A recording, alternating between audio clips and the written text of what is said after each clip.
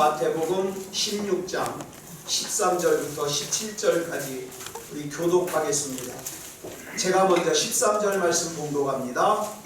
예수께서 빌립보 가이사랴 지방에 이르러 제자들에게 물어 이르시되 사람들이 인자를 누구라 하느냐? 이르되 더러는 세례 요한, 더러는 엘리야, 어떤 이는 예레미야나 선지자 중에 하나라 하나이다. 이르시되 너희는 나를 누구라 하느냐? 시몬 베드로가 대답하여 이르되 주는 그리스도시요 살아계신 하나님의 아들이시니이다. 같이 읽습니다. 예수께서 대답하여 이르시되 바요나 시몬아 내가 복이 있도다. 이를 내게 알게 하니는 혈육이 아니요 하늘에 계신 내 아버지시니라. 아멘. 이 시간에 우리 성가대 찬양 읽겠습니다.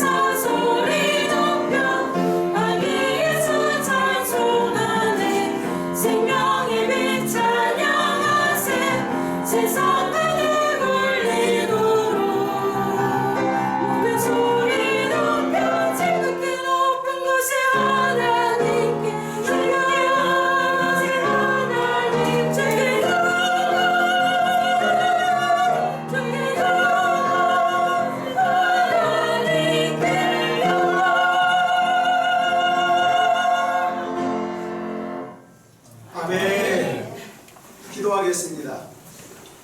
사랑의 아버지 하나님 감사합니다. 우리의 가장 귀한 영광 받으시기에 합당하신 주님, 이 시간 영광 받아 주시옵소서. 하나님께서 우리의 예배로 인하여 우리의 찬양으로 인하여 흡족해 하시고 기뻐하시기 원합니다.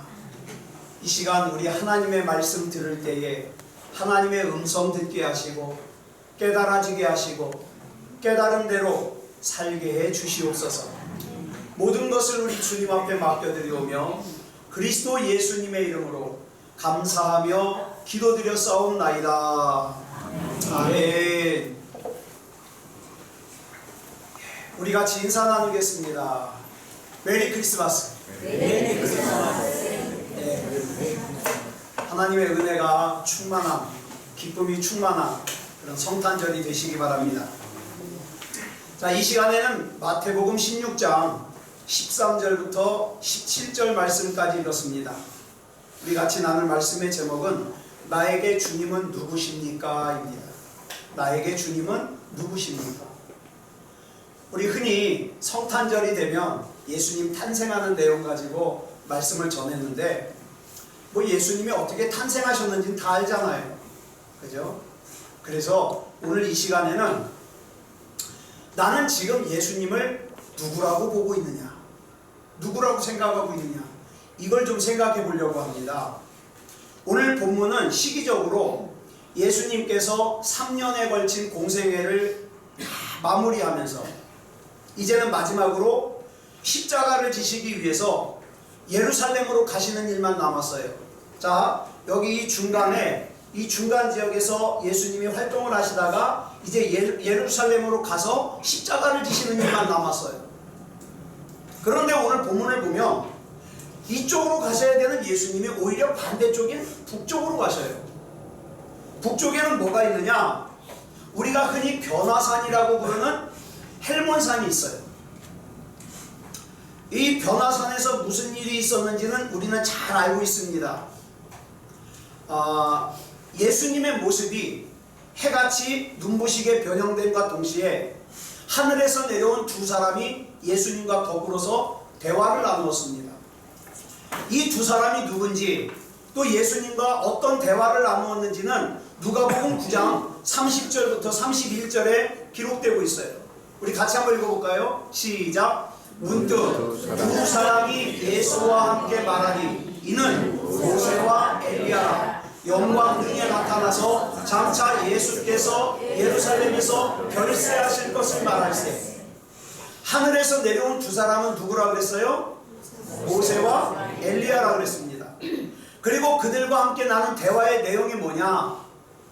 지금 모든 인간이 죄와 죽음에 빠졌는데 죄와 죽음에 빠져서 영원히 죽을 수밖에 없고 지옥에 갈 수밖에 없는 그 인간을 구원하기 위해서는 예수님께서 친히 십자가의 제물이 되어서 돌아가시는 방법 외에는 달리 방법이 없다는 거예요.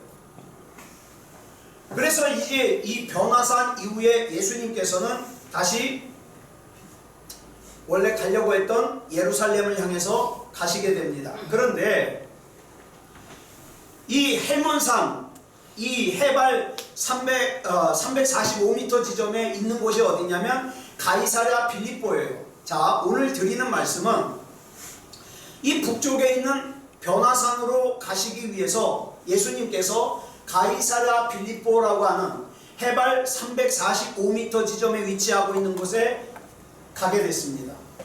이곳은 경치가 굉장히 아름다운 곳이에요. 저 고개만 조금 들면 헬몬산 정상에 있는 만년설이 아름답게 보입니다. 이 가이사랴 빌립보는 시골 마을인데 이 시골 마을의 경치가 얼마나 아름다운지 헤롯 대왕의 아들인 분봉왕 헤롯 빌립이 이곳에 아름다운 휴양 도시를 건설하고 이 도시의 이름을 당시 로마 황제인 케사르, 이 이름이 여러 개죠. 로마 황제를 케사르라고도 하고 성경에 나오는 이름은 뭐예요? 가이사. 그 다음에 우리가 흔히 알고 있는 이름은 시이저. 같은 사람이에요. 케사르, 가이사, 시이저. 이 유명한 로마 황제의 이름을 따가지고 그 다음에 뒤에는 자기 이름을 붙여가지고 이름을 가이사랴 빌립보라고 이름을 지었습니다. 여러분, 당시 로마가 통치하던 그 엄청난 땅에는 로마 황제의 이름이나 칭호를 붙인 그런 도시가 여럿 있었습니다. 그렇다고 아무 도시에나 로마 황제의 이름을 붙일 수 있는 거 아니에요. 로마 황제의 이름을 붙이기 위해서는 두 가지 조건이 필요합니다. 뭐냐? 첫째, 로마 황제의 이름을 부끄럽지 않게 할 만한 위용과 규모가 돼야 돼요. 그 다음에 두 번째 조건은 그 도시의 중심이나 가장 높은 곳에, 가장 잘 보이는 곳에 로마 황제를 섬기는 신전이 세워져야 돼요. 그래야 로마 황제의 이름을 그 도시에 붙일 수 있어요. 여러분, 당시 로마 황제는 신적인 존재예요. 그것도 그냥 명목상으로 신적인 존재가 아니라 실제로 신전을 지어놓고 어떻게 해요? 로마 황제에게 기도를 합니다. 경배합니다. 그러므로 분봉왕 헤롯 빌립이 건설한 이 도시에 가이사랴라는 황제의 칭호가 붙었다는 것은 무슨 뜻이에요? 이 도시가 두 가지 조건을 다 갖추고 있다는 뜻이에요. 황제의 도시예요. 굉장히 아름다운 도시예요. 그 다음에 예수님 일행이 그곳에 갔을 때 어때요? 엄청난 신전이 있고 그 신전에 로마 황제를 경배하는 사람들이 모여 있었어요. 자, 그런데 보세요. 이 화려한 황제의 도시에 비하면 예수님이 태어나시고 활동하신 갈릴리는요, 빈민가예요. 그러니 여러분, 예수님께서 어떤 옷을 입으셨을까요? 아주 후줄근한 옷을 입었겠죠. 갈릴리 출신의 빈민 출신의 예수님 일행은 당시 유행이나 또는 세련과는 전혀 동떨어진, 거지나 다름없는 아주 초라한 몰골로 가이사랴 빌립보를 방문하셨을 거예요. 그런데 마가복음 8장 27절을 보니까 그처럼 초라한 모습으로 가이사랴 빌립보를 방문한 예수님께서 그 화려한 도시인 가이사랴 빌립보 가운데 서서 제자들에게 이렇게 물으십니다. 사람들이 나를 누구로 하느냐? 사람들이 나를 누구로 하느냐? 그러자 제자들이 대답하죠. 예, 어떤 사람들은 예수님을 세례요한이라고 합니다.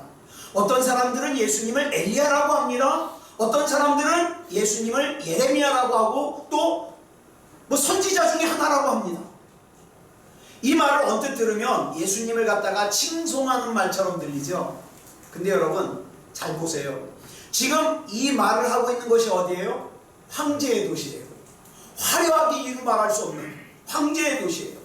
그러면 이곳이 황제의 도시라는 걸 감안한다면 예수님을 칭찬하는 말이 아니에요. 세상 사람들이 보기에 이처럼 초라한 몰골을 한 예수님이라면 고작해야, 아무리 올라가 봐야 똑같이 초라한 모습으로 이 땅을 살다간 선지자까지는 될 수 있어요. 그죠? 선지자까지는 어떻게 될 수 있을지 모르지만 로마 황제처럼 저렇게 화려한 신전에서 많은 사람들에게 경배를 받는 그런 위대하고 능력 있는 신일 수는 없다는 의미예요. 이런 제자들의 생각을 간파하신 예수님께서 이번에는 본문 15절에서 제자들에게 물으십니다. 이제 사람들이 나를 뭐라 하느냐, 이게 중요한 게 아니라 너희들은 나를 누구라 하느냐? 너희들은. 그러자 이 질문에 대하여 베드로가 주저없이 본문 16절에서 이렇게 신앙을 고백하죠. 줄친 것만. 시작. 주는 그리스도시요 살아계신 하나님의 아들이십니다. 근데 여러분, 이 본문을 갖다가 헬라어 원문 성경을 보면 주를 뜻하는 단어가 없어요. 주어가 없어요. 네? 그러니까 이 원문을 그대로 해석하면 이런 뜻이에요. 당신은 그리스도시요 살아계신 하나님의 아들이십니다. 이 뜻이에요. 이 말씀을 보면 베드로는 먼저 예수님을 당신은 그리스도이십니다, 즉 당신은 구원자이십니다 라고 고백합니다. 당신은 구원자이십니다. 무슨 말입니까? 당시 로마는 지중해 연안의 나라를 다 정복한 거대한 제국이었어요. 그런데 그 거대한 로마 제국의 황제가 비록 권력이 있고 재물도 어마어마하게 많이 있고 힘도 있고 군사력도 있고 그렇지만 그 황제가 절대로 구원자는 될 수 없습니다. 반면에 지금 내 앞에 있는 당신은 비록 몰골은 거지같이 초라한 몰골을 하고 있지만 나사렛 예수 바로 당신만이 인간을 구원할 수 있는 구원자 예수 그리스도이십니다. 이 고백이에요. 여러분, 이 고백이 쉬울까요? 쉽지 않습니다. 내 눈에 보기에 초라한 거예요. 내 눈에 보기에 보잘것없는 거예요. 베드로는 예수님을 향하여 계속 고백합니다. 뭐라고 고백합니까? 당신은 살아계신 하나님의 아들이십니다. 이 고백이 또 대단한 고백이에요. 살아계신 하나님의 아들이십니다. 여러분, 하나님의 아들이라는 게 무슨 의미가 있을까요? 요즘에는 개가 호강하는 시대죠. 개 호텔이 얼마나 비싼지 아세요? 그런데 여러분, 아무리 부잣집에서 우리보다 좋은 음식을 먹고 살고 우리가 가본 적도 없는 개 호텔에 드나드는 개라 할지라도 그 개 새끼는 뭐예요? 개새끼 그러면 좀 이상하잖아요. 성탄절 그냥 우리 개라고 그러자고요. 그 개 새끼는 뭐예요? 강아지가 좋겠다. 강아지입니다. 강아지. 깜짝 놀랐어. 개새끼라고. 자, 그러면 아무리 부잣집에서 사는 개라 그래도 그 개새끼는 강아지예요. 반대로 사람이 아무리 비천하게 산다 할지라도 사람이 개가 될 수는 없잖아요. 사람의 새끼는 사람이에요. 자, 잘 들으세요. 개 새끼는 언제나 개고 사람의 자식은 그 상황과 처지와 형편이 어떠하든지 사람입니다. 그렇다면 하나님의 아들이라, 이 고백은 무슨 뜻이에요? 당신은 하나님일 수밖에 없습니다, 이 뜻이에요. 이것이 바로 예수님을 향한 베드로의 신앙 고백이었고, 이 고백을 하고 있는 장소가 어디예요? 화려하게 이루 말할 수 없는 황제의 도시인 가이사랴 빌립보라는 곳이에요. 즉, 이 베드로의 고백 속에는 어떤 고백이 숨어 있냐? 나는 지금 이 세상을 압도하고 있는 눈에 보기에 화려하게 보이는 저 황제의 논리를 따르지 않고, 비록 내 눈에 보기에는 초라하게 보일지라도 진짜 구원자요 하나님이신 주님의 논리를 끝까지 저는 따르겠습니다. 이 뜻이에요. 다시 말해서 여러분, 이 당시 로마 제국이 추구하는 건 뭐냐면 세상의 힘이에요. 그래서 군사력이 강해요. 또 뭐 있어요? 인간의 지식이에요. 그래서 지식이 굉장히 발달했어요. 또 육체의 아름다움이에요. 그래가지고 이 당시에 어때요? 뭐 조각품이라든가 사람의 몸을 갖다가 아름답게 표현하는 이게 발달했어요. 이런 걸 추구해요. 그런데 베드로는 그런 것이 아니라 이 땅에서 친히 보여주신 진리의 말씀을 내 삶의 목적으로 삼고 끝까지 따라가겠다는 거예요. 이런 고백이었기에 예수님께서 베드로를 칭찬하십니다. 그러면 베드로가 어떻게 이런 고백을 할 수 있었을까요? 이 질문은 또 이렇게 질문할 수 있습니다. 오늘 여러분은 어쩌다가 예수님을 믿게 됐을까요? 안 믿어진 사람 빼고. 여러분이 예수님이 믿어진다면 여러분이 어쩌다가 예수님이 믿어지게 되었습니까? 그 답이 17절에 나와요. 줄친 것만 시작. 바요나 시모나 내가 복이 있도다. 이를 내게 알게 하니는 혈육이 아니요 하늘에 계신 내 아버지시니라. 아멘. 그렇지 않습니까? 위로부터 하나님의 은총을 입지 않고서야 내가 어찌 눈에 보이는 세상이 더 화려한데, 내 눈에 보이는 그 화려한 세상의 황제의 논리보다 눈에 보이지 않냐? 아니, 눈에 보이죠. 눈에 보이는데 지금 내 눈에 보이는 예수님은 어떤 모습이에요? 아주 초라한 모습이에요. 거짓골이에요, 거짓골. 응? 내 눈에 보이는 그 거짓골의 예수님을 갖다가 황제의 논리보다 더 귀하게 여길 수 있냐? 이게 중요해요. 사랑하는 여러분, 저와 여러분이 예수님을 믿다가 때로는 자존심 상할 수 있어요. 사람들에게 아주 자존심 상하는 일을 당할 수 있어요. 아니, 어쩌면 죽을 수도 있어요. 예? 순교당할 수도 있어요. 내가 하나님 앞에서 절대 이런 죄를 지을 수 없다 그래가지고 세상에서 손해볼 수도 있어요. 그러나 그럴 때라도 예수님의 논리를 더 중요하게 여기고 내가 이 예수님의 논리를 따라가는 일이라면 내가 죽어도 좋다고 이렇게 고백할 수 있겠습니까? 이렇게 고백할 수 있다면 그 고백, 그 신앙은 여러분 속에서 생긴 게 아니라 하나님의 은총이라 이 말이에요.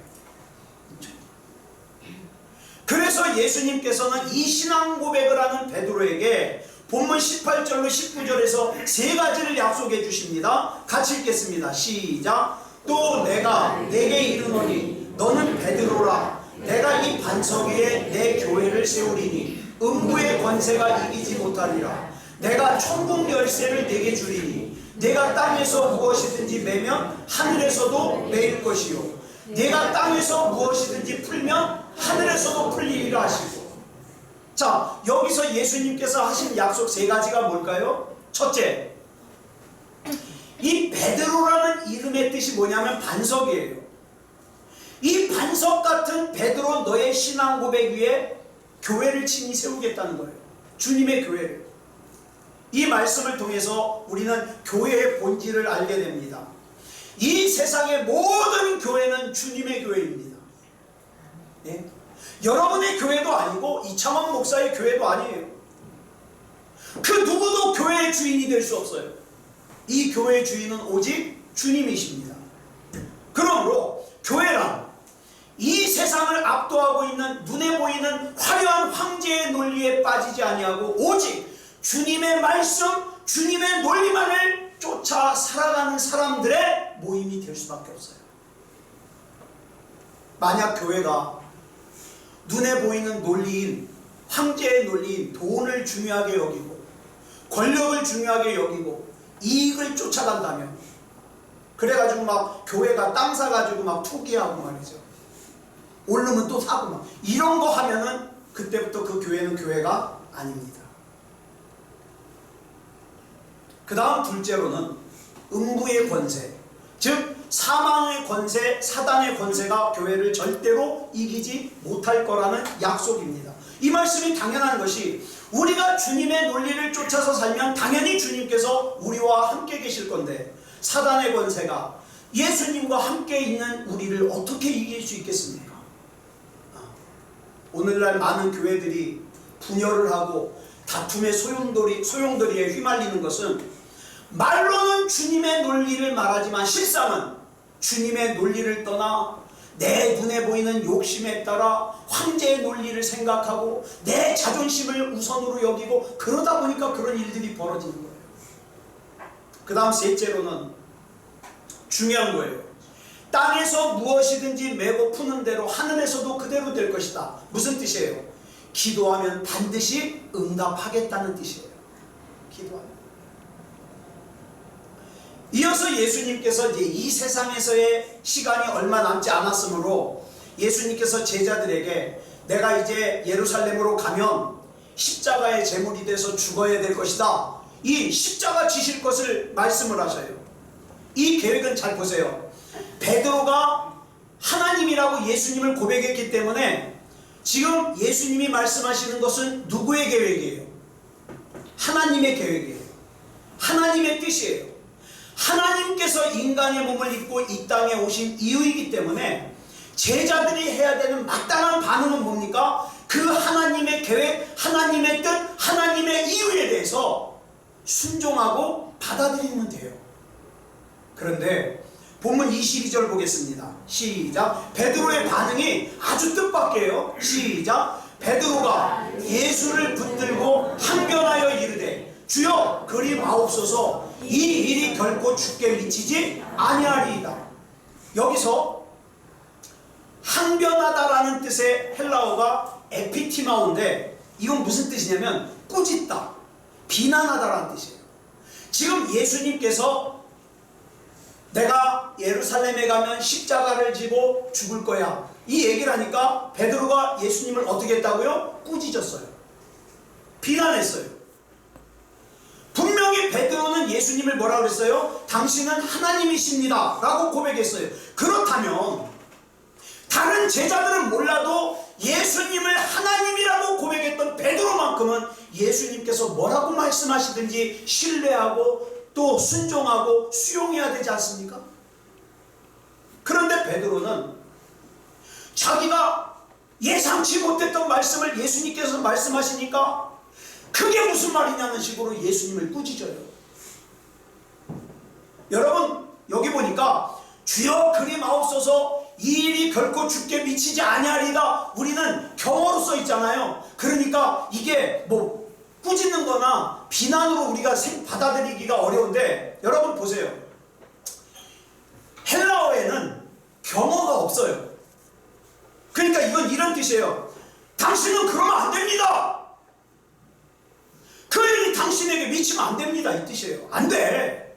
네? 당신 그러면 안 돼. 지금 베드로가 예수님께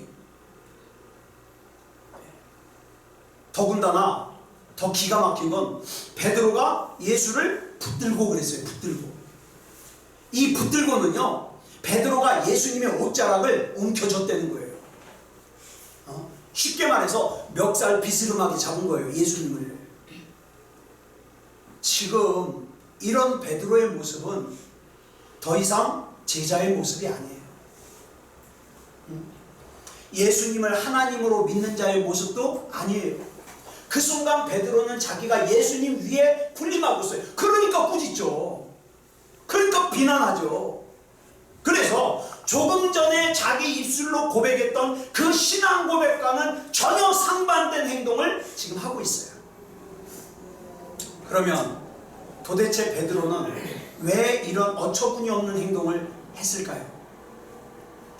그는 입으로는 예수님을 하나님이라고 고백하면서 그의 삶의 방향은, 그의 관심은 여전히 내 눈에 보이는 것을 중요하게 여기는 화려한 황제의 논리에 사로잡혀 있는 거예요. 그래서 그 황제의 논리에 비추어 볼 때 적어도 당신이 하나님이라면 이 땅에 오신 하나님은 절대 고난당하면 안 돼. 죽임당하면 안 돼. 이렇게 생각했던 거예요. 목사도 그래요. 제가 하나님 앞에 얼마나 그런 기도했는지 아세요? 하나님, 내가 하나님 믿는데 왜 이렇게 힘들어야 돼요? 내가 목사잖아요, 목사.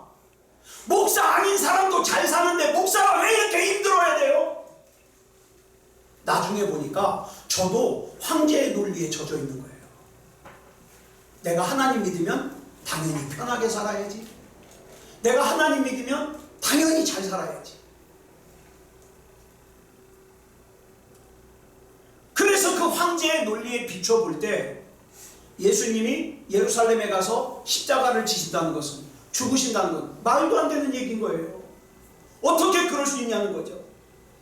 당신이 진짜 하나님이라면 이 로마의 황제보다 훨씬 더 큰 힘과 큰 재물과 큰 능력을 우리에게 보여줘야 마땅하지 않느냐 이 말이에요. 그래서 지금 로마의 식민지로 있는 이 이스라엘을 갖다가 로마의 소나기로부터 해방시켜가지고 정치적으로 자유를 주고 경제적으로 풍요로움을 주는 게 그게 마땅하지 않느냐는 거예요. 당신이 하나님이라면. 그래서 예수님의 옷자락을 마치 멱살 잡듯이 움켜쥐고 얘기하는 거예요. 그러면 안 돼! 그러면 안 돼. 그러자 그런 베드로를 향해서 예수님께서 본문 23절에서 이렇게 말씀하십니다. 줄친구만 시작. 사탄아 내 뒤로 물러가라. 너는 나를 넘어지게 하는 자로다. 여기 보니까 예수님께서 베드로를 두 가지로 설명해요. 하나는 사탄아, 또 하나는 나를 넘어지게 하는 자로다. 왜 그랬을까요? 왜 이렇게 말씀하셨을까요? 그 이유를 그 다음에 설명하고 있어요. 시작. 내가 하나님의 일을 생각하지 아니하고 도리어 사람의 일을 생각하는도다. 하나님의 일을 생각하지 않고 사람의 일을 생각하고 사람의 생각대로 결단하는 것은 뭐다? 사탄이다. 넘어지게 하는 자다. 이 본문을 좀 더 원문에 가깝게 번역을 하면 이렇게 번역할 수 있어요. 너의 생각은, 지금 네가 하고 있는 생각은 하나님께 속한 생각이 아니라 사람에게 속한 생각이다. 그러면 도대체 하나님께 속한 생각은 뭐고 사람에게 속한 생각은 뭐란 말인가? 두말할 것도 없어요. 하나님께 속한 생각이라는 것은 예수님의 생각이고 예수님의 논리고, 사람에게 속한 생각이란 세상의 논리인 황제의 논리예요. 내가 교회 다니면 잘 살아야 돼. 내가 예수 믿으면 부자가 돼야 돼. 이런 거. 사랑하는 성도 여러분, 사탄 마귀는요 절대로 이마에 뿔이 솟아있거나 삼지창을 들고 꼬리가 나있고 그런 모습으로 저와 여러분 공격하지 않습니다. 사탄 마귀는요 황제의 논리를 진리라고 속여요. 예수 믿으면 잘 살아야지, 예수 믿으면 걱정이 없어야지, 너 봐라, 너 잘못 사는 거야, 속여요. 예를 들면 교회가 큰 대형 교회면은 또 사람들이 많이 모이면 거기는 은혜가 넘치는 교회 같아 보여요. 그 작은 교회는 별 볼 일 없어 보여요. 큰 교회는 진리가 있지만 작은 교회는 진리도 있을까나? 큰 교회에 다녀야만 자기 믿음도 큰 것 같고 또 복도 큰 복을 받을 수 있을 것 같은데 작은 교회는 별 볼 일 없을 것 같아요. 복을 받아도 작을 것 같아요. 더더군다나 큰 교회 가면 부담이 없잖아요. 내가 뭘 하든 안 하든 간섭을 안 하잖아요. 여러분, 사람들의 생각에는요 알게 모르게 이런 황제의 논리가 깔려 있어요. 그래서 요즘에 여러분 교회의 문제가 뭐냐면 자기가 교회 가긴 가는데 자기 교회에서 은혜를 못 받아요. 그러니까 예배 실컷 드리고 집에 가가지고 어떻게 해요? 인터넷 켜놓고 다른 교회 설교 들으면서 은혜를 갈망해요. 이런 때가 됐어요. 분명한 것은 기억하세요. 황제의 논리와 주님의 논리는 어떤 경우에도 함께 있을 수 없어요. 그래서 입으로는 주님의 논리를 말하면서도 실제적으로는 세상의 논리인 황제의 논리 속에서 허우적거리고 있는 베드로를 향해서 본문 23절에서 예수님은 사탄아, 너는 나를 넘어지게 하는 자로다, 이렇게 말씀하시는 거예요. 그러나 예수님께서는 베드로를 이렇게 질타만 하시는 게 아니라 앞으로 어떻게 해야 이런 사탄의 삶에서 벗어나 다시 주님의 논리를 중요하게 여기는 믿음다운 믿음의 삶을 살 수 있는지 그 다음 본문 24절에서 말씀해 주십니다. 같이 읽겠습니다. 시작. 이에 예수께서 제자들에게 이르시되 누구든지 나를 따라오려거든 자기를 부인하고 자기 십자가를 지고 나를 따를 것입니다.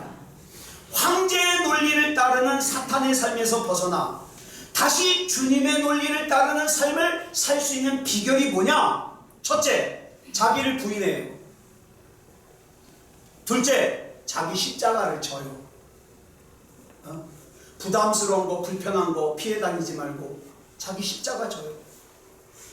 2000년 전 로마의 지배 아래에 있던 유대인들 중에 사형 선고를 받잖아요. 십자가형을 선고받으면 그 죄수는 감옥에서부터 십자가를 지는 그 골고다 언덕까지 자기가 져야 될 십자가를 자기가 메고 가야 돼요. 근데 이게 얼마나 무거운지 몰라요. 큰 통나무가 2개잖아요. 그리고 그 십자가를 메고 골고다 언덕 위로 올라간 다음에 자기가 짊어지고 온 십자가 형틀위에 못 박혀서 사형을 당합니다. 그래서 이 사형수는 그 십자가를 짊어지고 그 골고다 언덕까지 올라가면서 내가 왜 그랬지? 내가 왜 사람을 죽였지? 내가 왜 간부짓을 했지? 자기를 돌아보는 거예요. 여러분 잘 보세요. 그렇게 십자가를 짊어지고 가면서 자기를 부인하는 거예요. 나에게 인생을 다시 한번 살 수 있는 기회가 주어진다면 나는 똑바로 살고 싶은데 내가 왜 그렇게 살았지? 자기를 부인하는 거예요. 그리고 자기 십자가를 지는 거예요.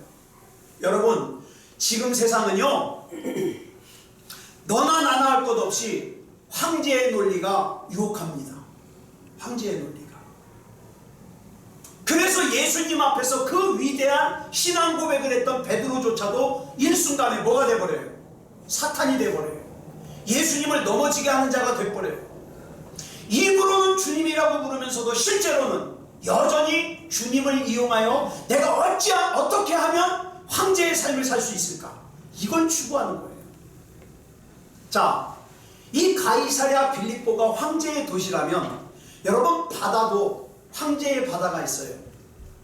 이스라엘 사람들에게 있어서 갈릴리 호수는요, 생명이에요. 생명. 거기서 물고기 잡아먹고 살거든요. 생명이에요. 이 갈릴리 호수를 또 다른 이름으로 뭐라고 부르냐? 게네사렛 호수라고 불러요. 게네사렛 호수. 그런데 2000년 전에 이스라엘을 정복한 로마는 이 갈릴리의 이름을 바꿨어요. 뭐라고 바꿨냐? 로마 제국의 두 번째 황제인 티베리우스의 이름을 따서 이 바다를 뭐라고 부르냐? 디베레라고 불렀어요. 그러니까 이 갈릴리 호수도 뭐가 된 거예요? 황제의 호수가 된 거예요. 여러분, 이스라엘 백성의 입장에서는 이 갈릴리 호수를 디베레라고 부르고 싶겠어요? 그 정복자가 지어준 이름인데 안 부르죠. 만약에 이걸 디베레라고 부르면 여러분 이렇게 이해하시면 돼요. 독도를 갖다가 다케시마라고 얘기하고 다니는 거예요. 맞아 죽어요. 그죠? 동해를 갖다가 일본해라고 떠들고 다니는 거예요. 맞아 죽어요. 길거리 가다가. 그런데 여러분, 웃기는 게 요한복음 21장 1절을 보니까 사도 요한이 무슨 일인지 이 갈릴리를 디베레라고 불렀어요. 굉장히 놀라운 사건이에요. 같이 읽겠습니다. 시작. 그 후에 예수께서 디베라 호수에서 또 제자들에게 자기를 나타내셨으니 나타내신 일은 이러하니라. 사도 요한 역시 유대인이기 때문에 이 갈릴리를 디베레라고 부르면 안 된다는 거 알아요. 갈릴리라고 불러야 되고 게네사렛이라고 불러야 되는 거 알아요. 그런데 왜 지금 요한복음 21장에서 요한이 이 갈릴리를 디베라, 즉 황제의 바다라는 것을 강조할까요? 자, 이제 중요한 말씀을 드리려고 정리 들어갑니다. 황제의 도시인 가이사랴 빌립보에서 너희는 나를 누구라 하느냐 물으셨던 예수님께서 황제의 바다인 디베랴에서 베드로에게 또다시 이렇게 물어보셔요. 요한의 아들 시몬아, 네가 나를 사랑하느냐? 이렇게 물어보셔요. 이 질문은 이렇게 해석할 수 있어요. 베드로야, 너는 황제의 논리가 지배하고 있는 이 세상에서 비록 눈으로 보기에는 초라해 보이는 나의 논리를, 생명의 논리를, 구원의 논리를 끝까지 따르며 나를 사랑할 수 있겠니? 이거 물어보시는 거예요.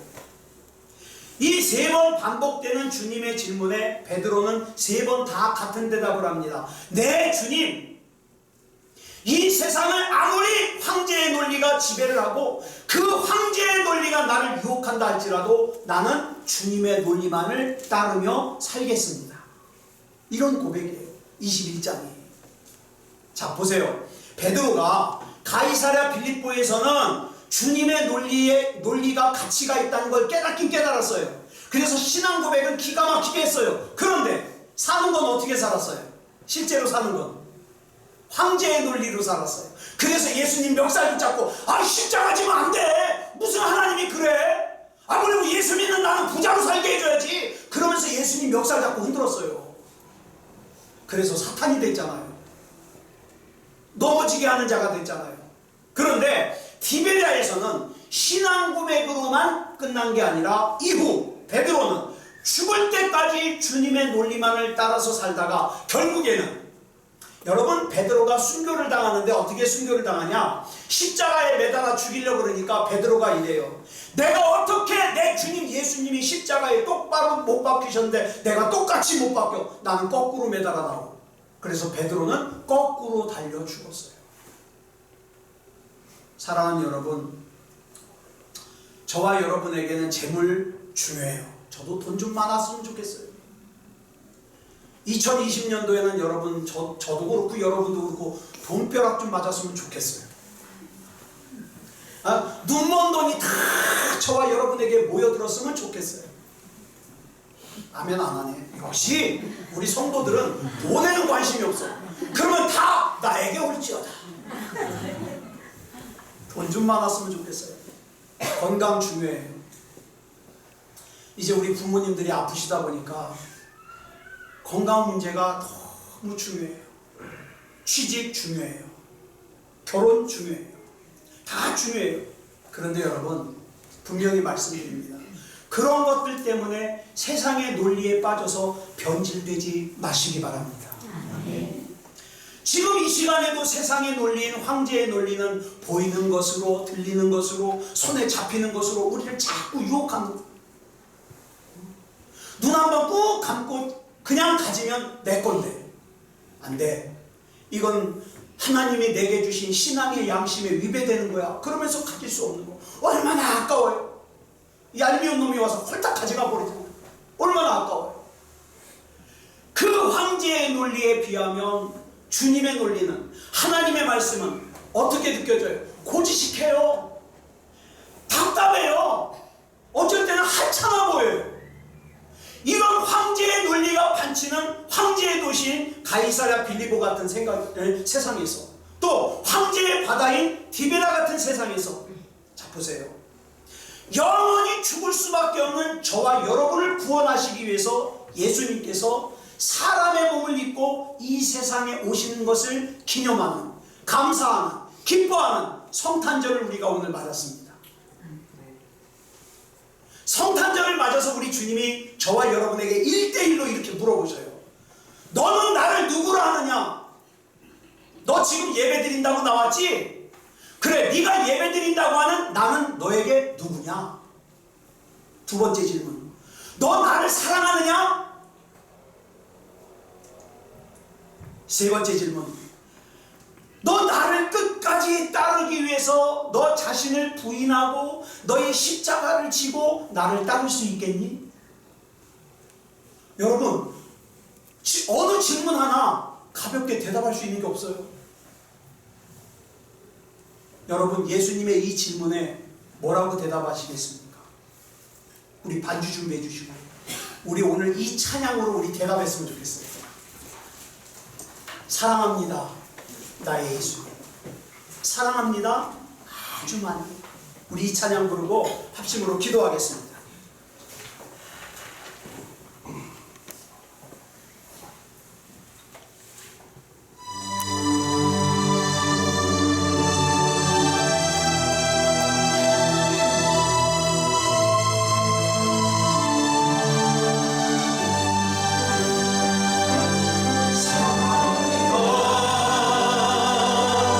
나의 예수님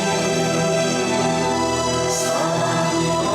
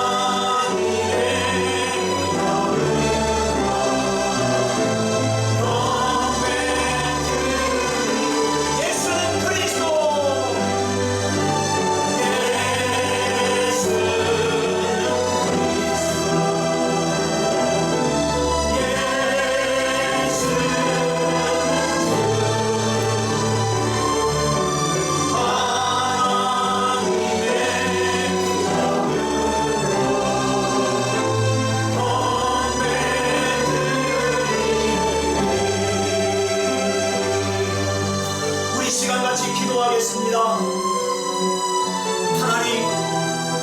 하나님 앞에 서는 그 순간까지 이 세상의 황금의 논리에, 황제의 논리에 지배당하지 않게 하시고 오직 주님만 바라보며 하나님의 말씀대로, 하나님의 뜻대로, 주님의 논리대로 살게 하여 주시옵소서.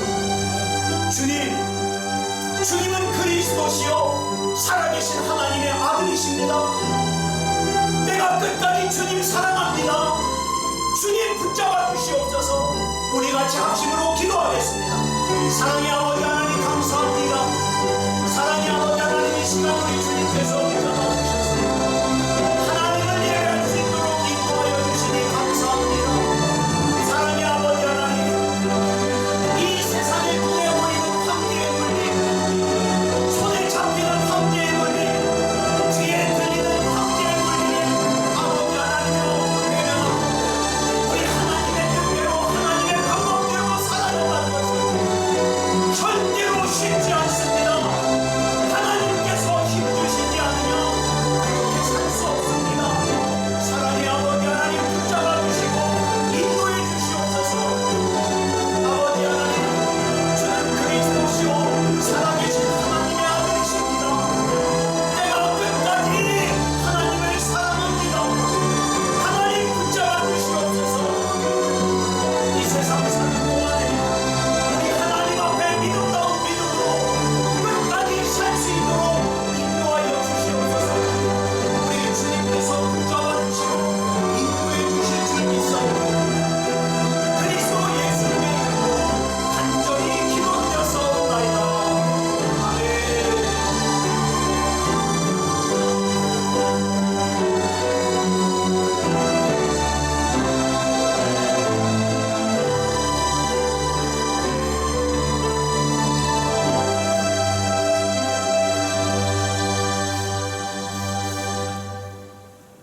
지금은 우리 주 예수 그리스도의 크신 은혜와 성부 하나님의 극진하신 사랑하심과 성령 하나님의 감화감동 충만하심과 역사하심과 인도하심과 보호하심이 2019년도 성탄절을 맞아 하나님을 예배하고 하나님 앞에서 주님의 논리를 따라 살기를 결단하고 하나님을 예배하는 우리 사랑하는 성도들과 가정과 이웃 위에 이제부터 영원토록 함께하여 주시사 일평생 사는 동안에 하나님의 방법으로 넉넉히 이 세상을 이기고도 남음을 증명하는 삶을 살게 하여 주시기를 그리스도 예수님의 이름으로 간절히 축원하옵나이다.